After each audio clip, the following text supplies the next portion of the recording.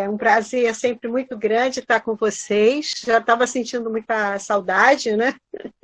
Espero que estejam todos muito bem. Como vocês ouviram a Natália falar, eu sou Jurema Secker e trabalho no Centro Espírita Bezerra de Menezes do Andaraí. E trabalho também no CERJ, na mesa mediúnica, sou palestrante, sou evangelizadora, sou assim, militante, graças a Deus, na doutrina espírita. Então, estou muito feliz de estar aqui com vocês, apesar das distâncias, a gente agradece muito, né, essa oportunidade que a tecnologia nos dá, que é imperdível. Então, eu estive aqui já com vocês algumas vezes, falando de Dona Ivone, né, falando do Chico Xavier, falando do Eurípides Barçanufo, esses médiuns incríveis que testemunharam, né, para nós, que trouxeram para nós para a doutrina, essa consolidação, né, da doutrina aqui no Brasil, mostrando as possibilidades, quer dizer, que nós temos condições de nos comunicarmos com aqueles que se foram, né, que estão do outro lado, mas principalmente porque eles foram os grandes missionários do bem. Eles trabalharam a mediunidade com Jesus, que fazem com que a doutrina exerça a sua missão de consoladora, né? Foram médiuns que trouxeram a consolação, o fortalecimento da fé na doutrina, o fortalecimento da fé em Deus, e essa confiança que a gente tem nesses momentos difíceis que a gente está vivendo, inclusive agora, na espiritualidade, que nós não estamos sós. Então, nós agradecemos muito a esses médiuns queridos que trouxeram toda essa possibilidade e esse fortalecimento para nós. Eu peço, então, ao César para começar a nossa apresentação.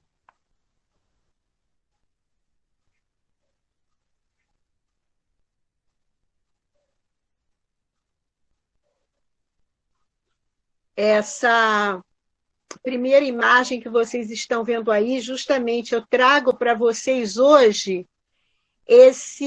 um breve relato, muito breve, porque vocês imaginam que essa história é muito longa da Ana, a história da médium Ana Prado, paraense, que foi a pioneira, imagina, a primeira mulher, a pioneira na mediunidade de efeitos físicos no Brasil. Então, você imagina a responsabilidade de tudo que ela passou, sendo mulher e pioneira nesse tipo de mediunidade tão difícil para o médium, porque não é nada fácil. Pode passar, César.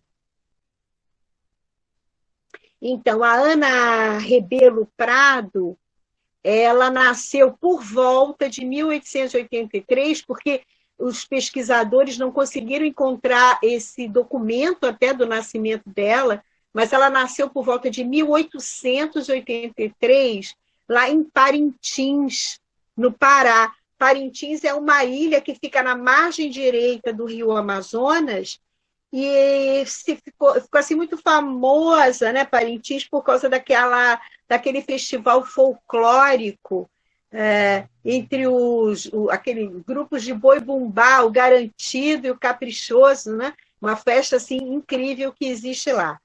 Então, a Ana Prado, ela exerceu uma mediunidade tão extraordinária, tão incrível, né? Que ela ficou muito famosa lá no Belém, lá no Pará, no Amazonas, de uma maneira geral, com repercussão em todo o Brasil, e também no exterior. Há referências do trabalho da Ana, dessa mediunidade dela, em livros, né, no exterior. E é muito interessante colocar que o espiritismo, lá naquela região, chegou muito cedo. Imagina que o primeiro centro espírita de Belém foi fundado em 1872, quer dizer, 3 anos depois que Kardec desencarna. E a Federação Amazonense, né, a Federação Espírita Amazonense, foi criado em 1904. O meu irmão foi morar uns 15 anos em Manaus, foi trabalhar lá, e ele se Jurema, assim que ele chegou, eu fui na Federação Espírita, você não tem ideia, eles atendem não sei quanto, nunca pensei que fosse tão incrível a doutrina aqui no Amazonas. Inclusive, muitos centros ribeirinhos, assim, na beira do rio. Olha que luz, que coisa, assim, muito maravilhosa, né? Pode passar, por favor, César.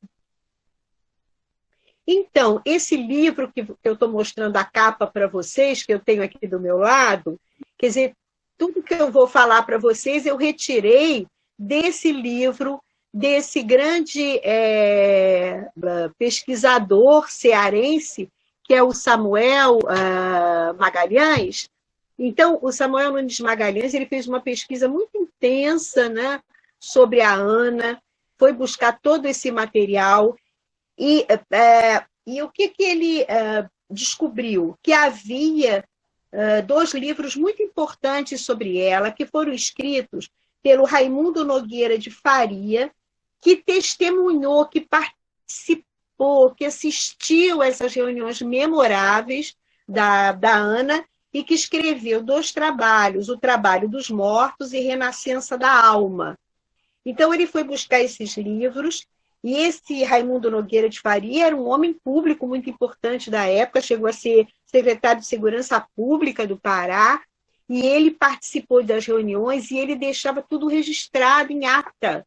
Então, existe essa documentação desses homens muito sérios que participaram dessas reuniões, e do maestro Ettore Bosio. O Ettore Bosio era um italiano, fotógrafo também, e muito bom fotógrafo, que fotografou todos esses fenômenos que aconteciam e deixou um farto material fotográfico incrível num livro que ele escreveu, O que eu vi, que não foi publicado, mas que o nosso pesquisador Samuel teve acesso.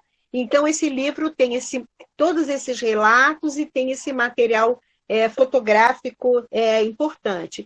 Então, nesse livro, o Samuel descreve muitas dos fenômenos que foram produzidos, das diversas possibilidades mediúnicas da Ana Prado, que foi a tipologia. Tudo começou. A tipologia é aquela mediunidade, a comunicação pelas batidas da mesa, da perna da mesa, batida na parede e tal. A psicografia cutânea, que vocês depois vão ver uma foto sobre isso, efeitos luminosos, materialização de espíritos, levitação, transportes, e aquela coisa, por exemplo, pega uma flor que está no jardim e materializa na sala, moldagem em parafina, e a sua própria desmaterialização. Ela fez isso várias vezes, se desmaterializando na frente das pessoas e depois se materializando. A germinação de sementes, que o pesquisador falou que é muito difícil, mas que alguns relatos, assim, na Itália e em outros países, sobre essa coisa de você coloca a semente, as luzes se apagavam, né? E lá pelas tantas, quando as luzes acendiam, você via a terra molhada e a planta nascendo. É uma coisa maravilhosa. A materialização de grupos espíritas. Então, a Ana Prado, ela tinha uma possibilidade ectoplasmática tão forte, uma produção fluídica tão intensa, que era capaz de vários espíritos se materializarem ao mesmo tempo, enquanto ela, psicofonicamente, descrevia o que estava acontecendo. Cirurgias foram feitas também por ela, curas, e uma coisa também que eles colocaram que era muito interessante era o longo tempo dessas manifestações. Espíritos, às vezes, materializados perfeitamente, ficavam ali interagindo com as pessoas durante muito tempo. Então, era uma mediunidade absolutamente extraordinária, incrível, que foi documentada, foi testemunhada por várias pessoas, por muita gente, e foi fotografada também, deixando esse material incrível para a nossa... a gente, como é que a gente vai fazer para negar, não é? É claro que nós estamos vivendo os espíritos disseram, e eles souberam mais tarde, que esse grupo, né, da família dela e ela, já na espiritualidade, tinham, então, se planejado de vir, porque esse trabalho da Ana fazia parte da consolidação da doutrina espírita no Brasil. Olha que coisa interessante. Pode passar, por favor, César. Aí está uma fotografia da família. Vocês estão vendo, desculpe. A Ana no centro, mais à esquerda a filha Antonina, o marido dela, Eurípides, ela, uma das filhas, Alice, e o filho Eratóstenes. Ela teve um outro filho também chamado Dinamérico. Era uma família muito... Ela era muito uma dona de casa, né? Morria de medo dos espíritos, mas o marido tinha tomado conhecimento da doutrina, tinha lido os livros espíritas e tinha se identificado. Os filhos também gostavam muito e começaram a frequentar esse grupo espírita Luz e Caridade. E um dia o Eurípides resolveu fazer em casa, porque ele sabia que no centro não tinha nada disso, tudo muito sério. Ele resolveu fazer na casa dele uma sessão de mesa girante. E aí sentaram os filhos, é claro, não aconteceu nada. Ela não tinha, ela tinha horror, né? Não queria participar disso. Aí, uma outra vez, o marido chamou para que ela sentasse na mesa e participasse, ela sentou, e aí as coisas começaram a acontecer. A mesa começou a mexer, os pés a bater, os barulhos aconteceram. Ela ficou assustadíssima, fugiu, não quis mais saber daquilo. Aí o marido deixou passar um tempo, depois, não, vamos lá, vamos ver o que vai acontecer. E as coisas começaram a acontecer de uma maneira muito rápida. Todas essas manifestações, a evolução, começando pelas batidas, pela comunicação pela tipologia, né? E foi a filha depois, a Antonina começou a psicografar, e os espíritos também se comunicando intensamente, porque certamente um trabalho precisava ser feito, né? E aí, um belo dia, um dos espíritos que eles chamavam de João, porque ele tinha se apresentado no dia de São João, se apresentou e quem era? Ele era o irmão dela, Felismino Olímpio de Carvalho Rebelo, que tinha desencarnado muito jovem. Esse irmão se apresenta e diz, olha, um trabalho vai ter que ser realizado. Ele passa a ser o João, o coordenador, era um espírito, ele era assim meio engraçado, diz que meio mordaz, mas muito sério, e foi ele que passa a ser o coordenador dessas atividades todas de mediunidade da Ana. Pode passar. Isso foi em 1918. Então, por causa do João, aqui está o João quando era encarnado, que desencarnou jovem, por causa do João, né, do Felismino, as reuniões começam, ele foi o grande coordenador de tudo, e ele aqui, né, quer dizer, semi-materializado, só o rosto dele, com toda essa capa, vamos dizer assim, ectoplasmática, ele fez como se fosse uma coroa, e aqui materializado parcialmente, mas o que me impressiona é a nitidez da imagem. Imagina, foi tirado em 1918, uma câmera fotográfica ainda muito, muito, né, jurássica, vamos dizer assim, Mas o Fred Figner, vocês já ouviram falar no Fred Figner, nós vamos falar sobre ele, deixou um depoimento dizendo que assistiu a materialização de João, muito nítida, que o João se materializava e se apresentava como um ser vivo total, e foi apresentado a ele, apertou a mão, ele sentiu o calor viveu uma experiência incrível de ter esse contato com o João materializado, que é uma coisa assim única, diz o Fred Figner. Pode passar. Essa foto, eu não sei se vocês estão vendo bem, porque ela é uma foto muito ruim, mas eu não quis deixar de colocar.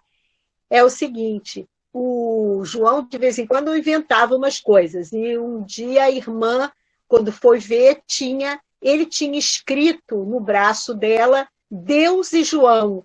Isso é a que se chama psicografia cutânea, e não é uma coisa assim original, né, na Prado.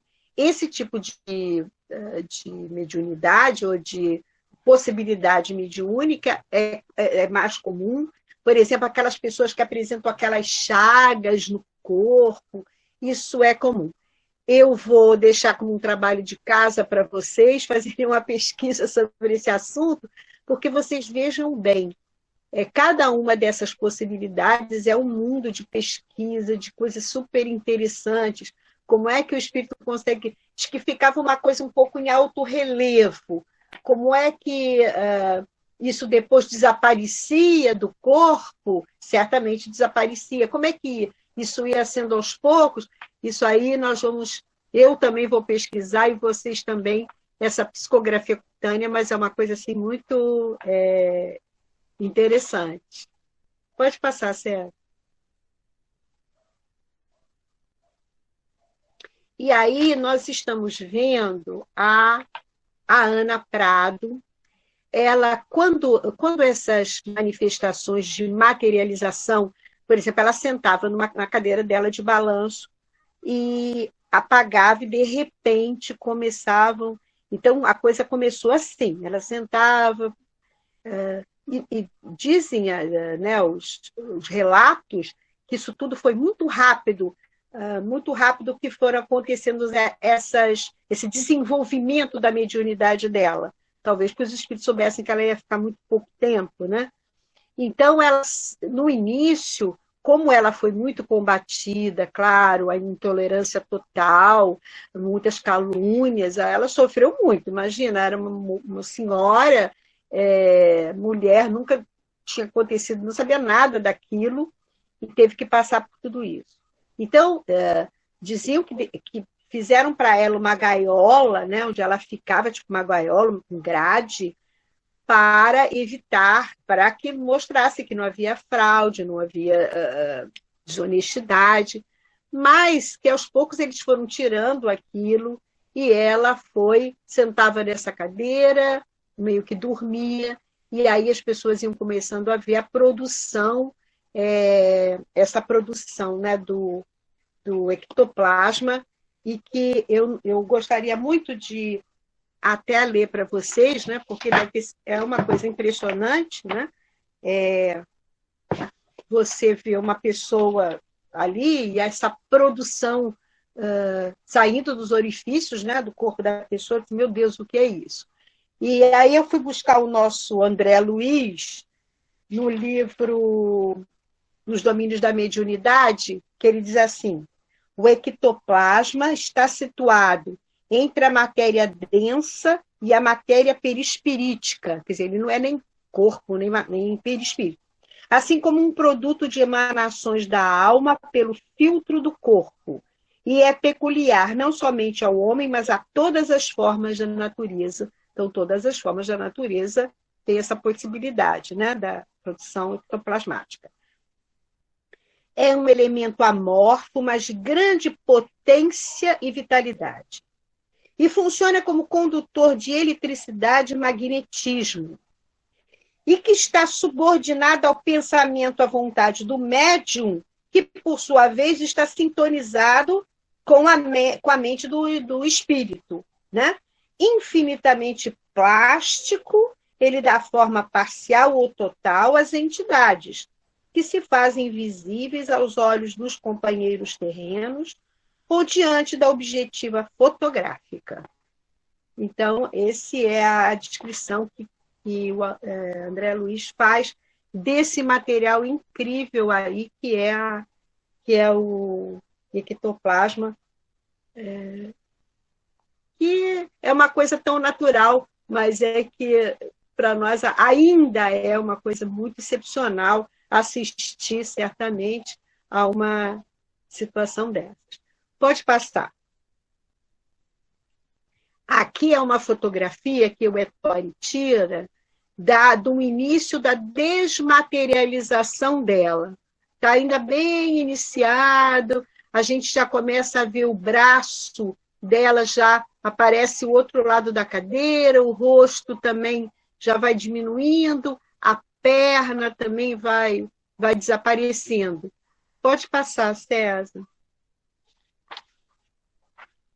Aqui a gente já vê bem esse processo de desmaterialização, a cadeira já aparece muito, e todo esse material que está sendo desmaterializado, né, ele vai indo para o lado assim, da cadeira, esse material todo vai se acumulando do outro lado, a gente pode ver isso, pode virar, pode passar. E aqui já o processo de desmaterialização, e aí os espíritos dizem que é o duplo dela ali do lado. O duplo dela, quer dizer, ela consegue a desmaterialização total na frente das pessoas, uma coisa assim, extremamente tranquila, sem precisar estar dentro de nenhum lugar. Pode passar. Nessa foto, está a Ana Prado sentada numa cadeira, e ali é uma foto assim, de um espírito que preferiu aparecer com essa imagem negra, fica assim um pouco, eu achei assim um pouquinho assustador, mas o Eurípides, o marido da Ana, ficou muito feliz, porque quem se apresentou foi o pai dele, né? O sogro da Ana, uma pessoa muito querida, que naquele momento ali se apresentou só com o rosto materializado. Pode passar. Agora vocês veem a nitidez da foto, né? O que eu fico impressionada é isso. E as fotos todas são assinadas por várias pessoas, as atas são assinadas por muitas pessoas, então é um material muito de pesquisa, muito importante, porque ele é muito, como é que se diz? Ele é muito comprovado, né? Olha, vejam bem essa foto, que coisa interessante. Nessa foto, a gente vê a Ana em pé, normal, e o espírito se materializando, já utilizando o ectoplasma, ela em pé, de olhos abertos, normal, e o espírito se materializando ali do lado. Essa também foi uma foto que me impressionou bastante, da facilidade, né, com que os espíritos se utilizavam e se materializavam. Pode passar, César. Aqui a tal gaiola que eu falei para vocês, que dependendo de quem estivesse, né, do assistente, ela era colocada nessa gaiola para mostrar para as pessoas que não havia nenhum tipo de fraude, né? E o espírito se materializando aqui, ó, aqui fora. Pode ir. Aqui também é uma foto, eu peço desculpas, mas é que as fotos são muito, né, muito antigas, e ainda assim me impressiona que a primeira foto é a dona Ermelinda, que é a mãe da Ana Prado, que estava presente como assistente da reunião. Nisso, o filho, o João, se materializa ali o rosto dele com um bebê no colo. Eu acho que é o Fred Figner que descreve essa reunião, que essa senhora estava sentada assistindo, de repente, o João, só o rosto dele, com um bebê no colo, se aproxima da mãe, fica ali com a mãe um tempão, não fala para ninguém quem é aquele bebê, depois ele entra numa cabine e vai embora, com aquele bebezinho no colo. Ninguém sabe do que se trata. E embaixo está a filha dela, a Antonina, psicografando do lado de uma outra senhora que está ajudando ela, e de repente o espírito surge também ao lado deles, e aí o Ettore fotografa. Pode passar, César. Esse aí é um espírito que é o marinheirinho, que o Raimundo Nogueira, que também era esse homem que testemunhou tudo, esse jurista, professor, ele disse que esse marinheirinho se apresentava, era um adolescente, com uma roupinha de marinheiro da época, né, de criança da época, e que ele ficou muito querido do grupo, estava sempre. Como a Ana Prado tinha essa possibilidade de vários espíritos se materializarem ao mesmo tempo, imagina, e eu não cheguei a ler isso no livro, não encontrei qual era a relação desse jovem com o grupo, mas geralmente de muito afeto, porque ele vinha sempre, e se não tinha relação, passou a ter uma relação de muito afeto das pessoas que ficavam aguardando, cadê o marinheirinho, não veio hoje e tal. Pode passar.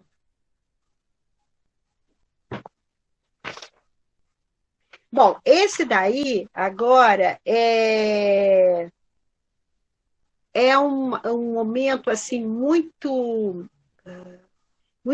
importante, eu acho, que dessa trajetória da Ana Prado. É a história dela com o Fred Figner. O Fred Figner, vocês já ouviram falar, muita gente conhece, foi vice-presidente da Federação Espírita Brasileira.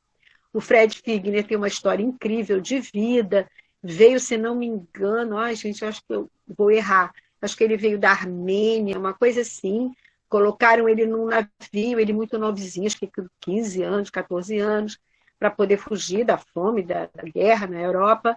Ele vai para Nova York. Lá em Nova York, acho que tinha uns parentes e tal, e ele fica encantado com uma invenção, que é o gravador, aquele gravador de voz. E ele ficou encantado com aquilo, e as pessoas, né, do mundo ficaram encantadas de poderem ouvir a sua própria voz no gravador.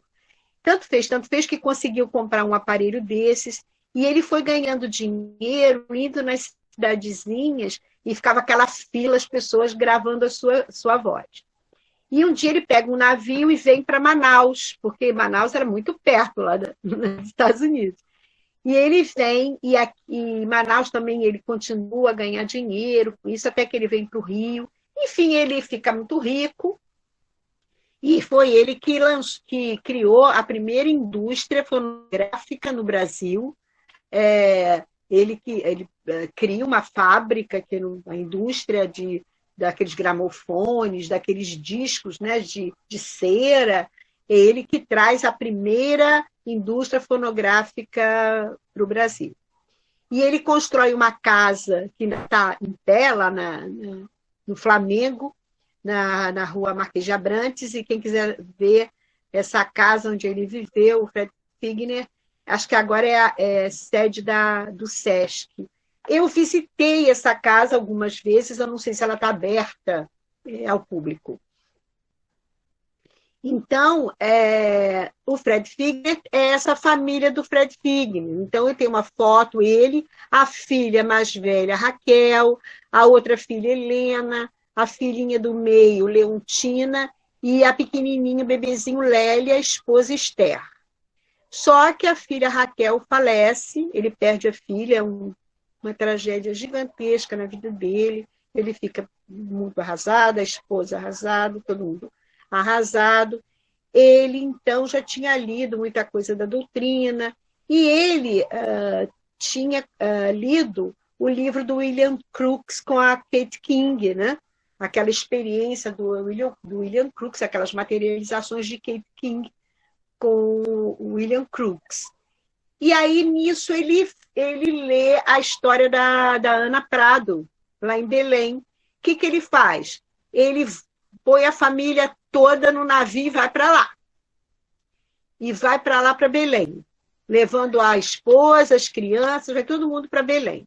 Quando ele chega lá, a Ana estava em Parintins, não estava em Belém, ele fica arrasado. Porque, gente, de Parintins para Belém, naquela época, era um barco que levava 7 dias no Rio. Aí ele ficou muito assim e tal. Então, o que ele fez? Ele escreveu para o marido dela. Ela estava meio adoentada e tudo, mas o casal resolveu ir para Belém para atender o Fred Figner. E aí o Fred disse que a primeira reunião ele ficou muito impressionado com o João, né? O João chegou e tal, mas a menina não se materializou. Quer dizer, houve uma tentativa muito fraca, a segunda vez de reunião também. Mas na terceira reunião, o Fred Figner disse que ele viveu a maior felicidade, o momento mais espetacular de toda a existência dele, porque ele interagiu com a filha dele por 40 minutos, totalmente materializada. Pode passar, César? Então, aí a Raquel se apresentou para a mãe, para o pai, para os irmãos, que é um relato muito bonito, que eles se ajoelharam chorando quando viram a irmã, né? Quando viram a irmã, quando viram a filha. A filha perfeitamente materializada. E aí, o que ela fez? Ela tinha essa fotografia que ela tinha tirado, né? Do Rio, na casa dela do Rio, e aí ela quis reproduzir essa fotografia para eles. Então, eu vou ler para vocês, porque a Esther Figner, ela descreveu esse momento, que ela diz assim, que a filha surge para eles, é aquela emoção gigantesca. Depois ela diz assim, ela tomou com a maior exatidão a pose em que se vê na aludida fotografia. Fez, portanto, uma coisa que só ela podia fazer. Todos os da sua família que ali nos achávamos, exclamamos ao mesmo tempo, olhem a nossa Raquel perfeitinha, igualzinha ao retrato. E ela viva, perfeita, deixava que a víssemos bem e a reconhecêssemos. Não havia dúvida, nem podia haver. Era a nossa Raquel. E aí a mãe diz que Raquel estava diante de mim, tão perfeita e tão viva, que se não podia ter a mínima dúvida. Eram os mesmos braços alvos, as mesmas lindas mãos que tinha aqui na terra. Em tudo, nas maneiras, nas formas, no rosto, era a minha adorada filha. E aí o Fred Figner disse que viveu esses 40 minutos com a filha, os momentos mais gloriosos da existência dele. E eu fico pensando nesse homem, ele que viveu isso, né? Nunca mais um ser humano vai ser a mesma coisa depois de viver uma experiência dessa. Ele escreve, né? Ele disse que ele, quando ele desencarnasse, ele ia escrever para contar para as pessoas, né? Como é que foi o desencarne dele. E realmente escreve o livro Voltei, né? Escreveu, ele colocou o nome dele de Irmão Jacó, né? Pelo Chico Xavier, o livro, e é um livro incrível, que segundo o trabalho de casa, todo mundo deve ler, quem não leu, porque é um livro muito interessante, porque o Fred passa tudo isso na vida, foi presidente da federação, deu muito dinheiro naquela federação, ajudou muita gente. E quando ele desencarna, foi um livro de muita coragem, ele disse que ficou muito impressionado com um atraso espiritual dele, que ele descrevia a aura dele muito cinzenta, muito, ele disse, meu Deus, o que foi que eu fiz? que foi que eu não fiz, né? Então, num determinado momento do livro, ele diz uma frase que sempre me tocou muito. Ele diz assim: eu fiz muita coisa, mas eu não cuidei do meu coração. Então, é um livro importantíssimo para a gente ler, todo espírita deve ler. Apesar de ter vivido, ter tido essa vivência incrível, né? E ter feito tanta coisa, ele depois escreveu esse livro de muita coragem, chamado Voltei, que vale a pena a gente ler. Pode passar, César, por favor. Aqui, por exemplo, lá em cima, era um grupo de pessoas, mais de 50 pessoas assistindo uma dessas experiências de Ana. E aqui embaixo era um espírito chamado Anita, que gostava muito de vir e fazer essas flores na parafina. Então, colocava-se um balde com aquela parafina fervendo, e os espíritos vinham, colocavam a mão, às vezes o pé, né? E deixavam para a posteridade esse material que existe, né? A gente sabe que nós temos nos museu espírita, tal, esse material que os espíritos produziam em parafina. Pode passar. E aqui nós temos o nosso Chico com o nosso Peixotinho, né? E o espírito ali se materializando. O Peixotinho, um espírito também, um médium também de possibilidades incríveis, materializações luminosas, né? E aqui do lado, William Crookes com a Kate King. Então, a gente fica pensando assim, né? Toda essa mediunidade, todo esse trabalho incrível, e o mundo, acho que ainda não, quer dizer, não interessa, né? Porque infelizmente a gente ainda vive um mundo ainda muito de valorização, né? Da materialidade. Não interessa para milhões e milhões que essa verdade se faça muito presente da outra vida, de que somos seres imortais, da vida depois da morte. Para muitos ainda não interessa.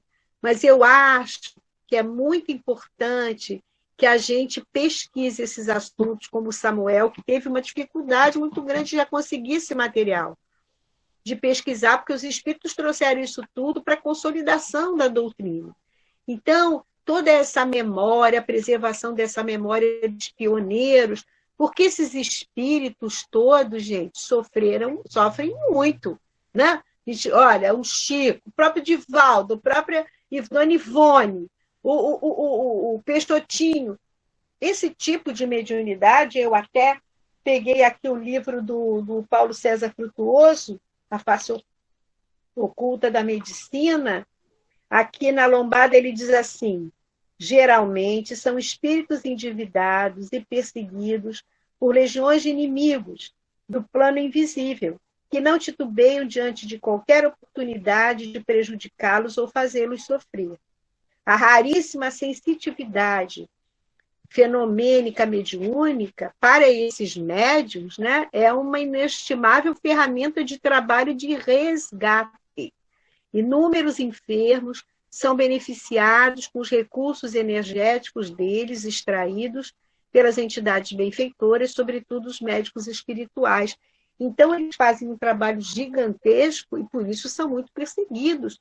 E, normalmente, são espíritos endividados. E o que aconteceu com a nossa Ana Prado? 5 anos depois, a Ana estava cozinhando com um fogareiro a álcool, houve um acidente, ela se queimou gravemente e desencarnou. Foi, assim, uma coisa muito chocante para todos, para toda a cidade, para todo o movimento espírita. Aquilo foi uma coisa incrível. E, tempos depois, pela mediunidade de Chico Xavier, ela vem explicar que aquela morte foi um resgate por ter participado em épocas passadas da Inquisição.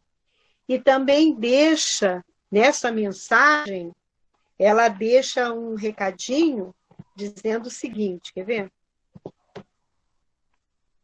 Isso é uma mensagem que ela manda pelo Chico Xavier. Ela diz: no quadro dos valores psíquicos, a mediunidade de efeitos físicos é aquela que oferece maior perigo pela facilidade com que favorece a ilusão a nosso próprio respeito. Recolhemos os favores do céu como dádivas merecidas, quando, na verdade, não passam de simples caridade dos benfeitores da vida espiritual, condoídos de nossa enfermidade e cegueira. E, superestimando méritos imaginários, caímos sem perceber no domínio de entidades inferiores que nos exploram a displicência. Então, ela deixou esse alerta, né, sobre o perigo que é a mediunidade de efeitos físicos. Imagina caindo em mãos maldosas, a tragédia que não é, porque é realmente um grande perigo. Então, esse tipo de mediunidade e todas esses médios, nós temos que também estudar muito, pesquisar, deixar essa memória muito gravada, preservar essa memória. Porque essa consolidação da doutrina, da nossa comunicabilidade com os mortos, muito forte, muito...